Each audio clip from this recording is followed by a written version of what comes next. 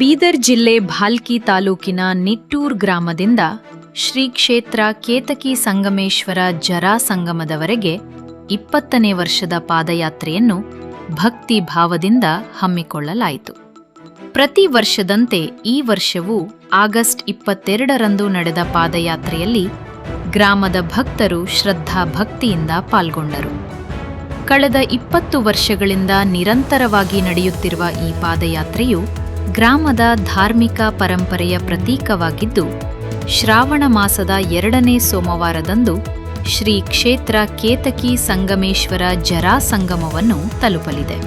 ಪಾದಯಾತ್ರೆಯಲ್ಲಿ ಭಾಗವಹಿಸಿದ ಭಕ್ತರು ಶ್ರೀ ಕೇತಕಿ ಸಂಗಮೇಶ್ವರ ಸ್ವಾಮಿಯ ದರ್ಶನ ಪಡೆದು ವಿಶೇಷ ಪೂಜೆ ಹಾಗೂ ಧಾರ್ಮಿಕ ವಿಧಿವಿಧಾನಗಳಲ್ಲಿ ಭಾಗವಹಿಸಿ ಭಕ್ತಿ ಭಾವ ಮೆರೆದರು.